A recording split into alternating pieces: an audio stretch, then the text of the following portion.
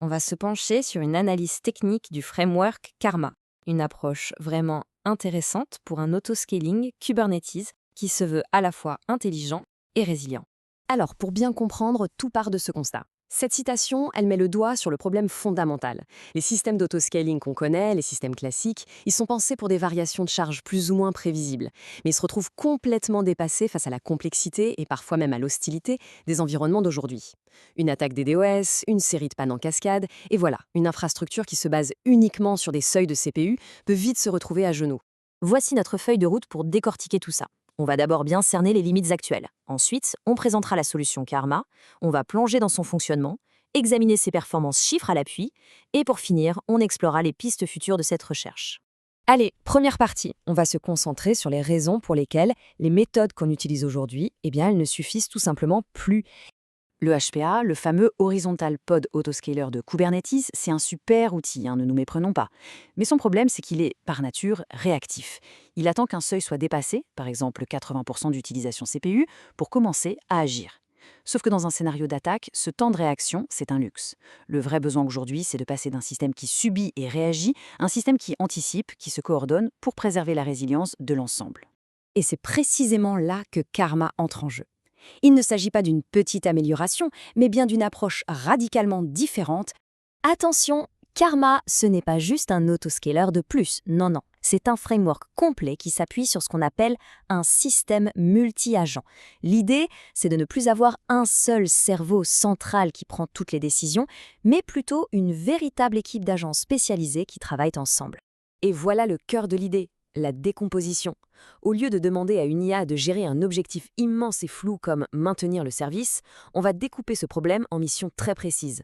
Par exemple, un agent va s'occuper spécifiquement des attaques des DES, un autre des goulots d'étranglement des ressources, un troisième de la gestion des pannes de pod. Chaque agent devient un expert dans son petit domaine et c'est leur collaboration qui va créer une résilience globale bien plus forte. Bon, maintenant qu'on a l'idée générale, rentrons un peu dans le détail technique. Comment ça marche concrètement tout ça? Le processus de Karma se déroule en 4 grandes étapes. C'est assez logique. Tout commence par la modélisation, la création d'un jumeau numérique. C'est le terrain d'entraînement. Ensuite, bien sûr, l'entraînement des agents dans ce simulateur. Puis une phase d'analyse pour vérifier ce qu'ils ont appris. Et seulement après tout ça, on passe au transfert de cette intelligence sur l'environnement de production. Donc, première étape, le jumeau numérique. Le système va collecter des métriques réelles du cluster Kubernetes pour construire une simulation. L'avantage est énorme. On peut entraîner les futurs agents IA, les soumettre à des scénarios de panne terribles, à des attaques massives, sans jamais mettre en danger le service qui tourne en production. C'est un bac à sable ultra réaliste. Et ce chiffre, 94,9%, il est absolument crucial.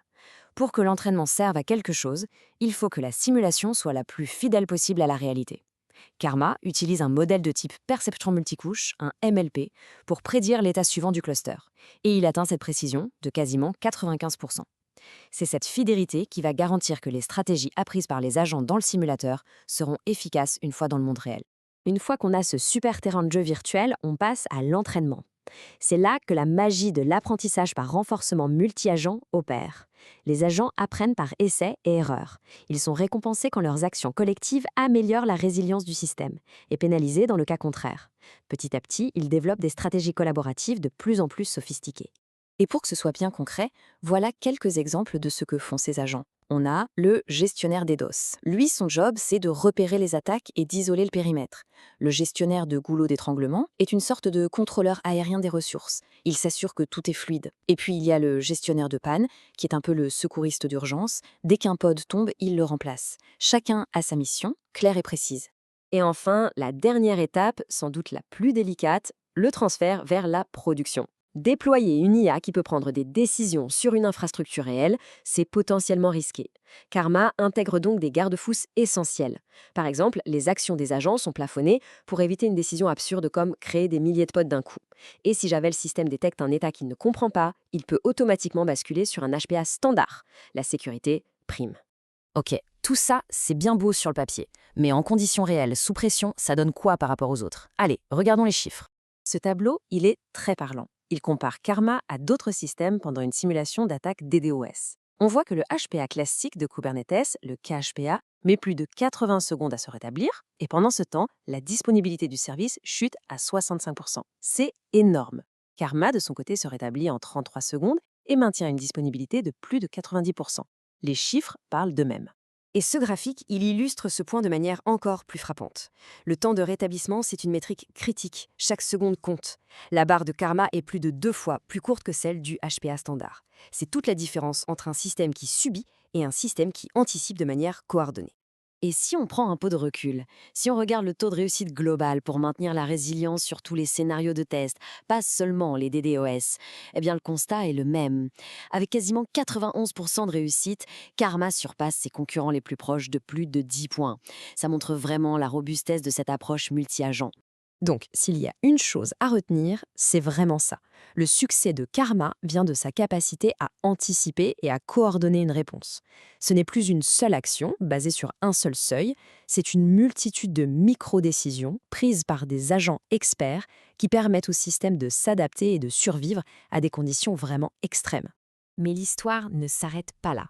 Les chercheurs derrière Karma ont une vision encore plus ambitieuse pour l'avenir. Parce que pour l'instant, il y a encore une étape qui demande l'intervention d'un expert humain. C'est lui qui doit définir les rôles des agents. Toi, tu t'occupes des DDoS, toi des pannes, etc. C'est très efficace, mais ça demande une connaissance pointue du système. Le prochain grand défi, c'est de faire en sorte que le système découvre ses rôles tout seul. L'objectif final, c'est ce qu'ils appellent la résilience agnostique au domaine. Le concept est révolutionnaire. Imaginez un système qu'on déploie sur n'importe quel cluster Kubernetes et qui, par un processus d'optimisation, apprend de lui-même la meilleure façon de s'organiser pour se protéger. Il découvrirait tout seul qu'il a besoin d'un spécialiste des DOS ou d'un expert en contention de bases de données sans que personne n'ait à le lui dire. Et ça nous amène à la grande question qui va animer la recherche pour les années à venir. Est-ce qu'on peut vraiment atteindre un point où l'IA ne se contente plus d'exécuter une stratégie, mais où elle conçoit sa propre structure, sa propre organisation pour garantir sa survie et sa résilience? La réponse à cette question pourrait bien redéfinir tout l'avenir de l'automatisation des infrastructures critiques.